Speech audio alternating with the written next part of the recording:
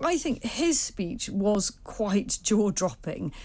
It was good or bad? It's probably the meatiest party conference speech I've heard in at least a decade. There were a lot of really radical announcements in that speech. Now, the headlines tomorrow and this afternoon of all will be dominated by the decision over HS2 and the scrapping of that leg of the proposed rail route. But actually, there was an awful lot of other extraordinary stuff in there. I mean, effectively trying to ban smoking. Yeah, we've just discussed that. That was the one I didn't like that at all. I was going to say you and I probably disagree over this. Whilst we both share an absolute aversion to the nanny state, I'm actually quite signed up to his radical smoking policy. But here's the thing. You've changed. Here's the thing, Kevin. It's not going to happen. No, no. I don't think it's There is that, yeah. So what he tried to do with today's speech was a quite remarkable kind of conjuring act.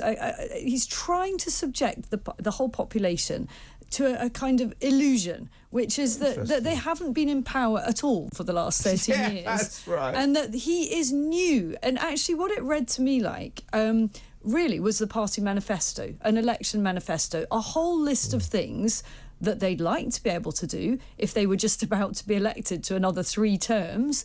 But in reality, very, very few of the headline-grabbing announcements will actually become policy unless they pull off some kind of shock victory at the next election. Exactly, and a lot of the things that he vowed to rectify are, of course, Tory policies, one of which, I suppose, technically you can say that HS2 was first announced by Labour in 2006, but it's very much become a sort of Tory hobby horse, and he cancelled that today, as expected.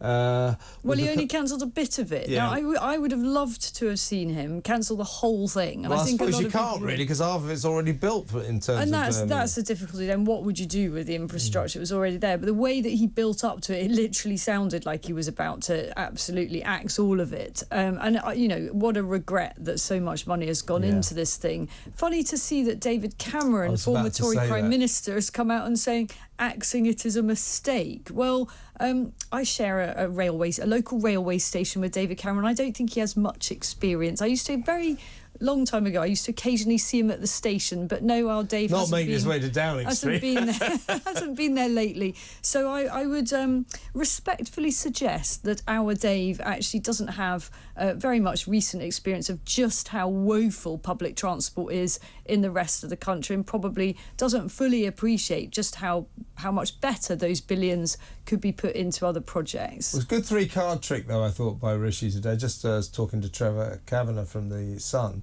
who said that his announcement, yes, I'm cancelling the Manchester leg. We already knew the Leeds leg was cancelled, so effectively, as we've just been alluding to, you got about 100 miles of pointless track from some bit of West London that no one, even in London, has ever heard of, to a bit south of Birmingham, a complete waste of space. But cleverly, I thought, he said, well, I'm going to take the 36 billion quid that we allegedly saved by cancelling Manchester, and we're going to spend it on east-west, west-east. And then he went into this sort of blizzard of explanations about how quickly you could get to Hull and back. Yes. And then he started going on about a load of roads that he was going to fix up, that those of us in the south have never heard of. The A47, the A52. No, but there was a catch-all where he did say, because, you know, like you, I despair over the potholes. I've got a very old, very low-slung car that's virtually undrivable over the roads, which the roads around us are sort of like something you'd get on a safari in Africa. But he did say we're going to overhaul the whole road network, whatever that means. The other thing that stood out for me is that he stood up and said something that the vast majority of this population agrees with regarding the whole gender debate. Oh yeah, let me stop you there, because we were way ahead of you. We have got a clip ready, and we'll talk about his attack on wokery generally. Take it away, Rishi.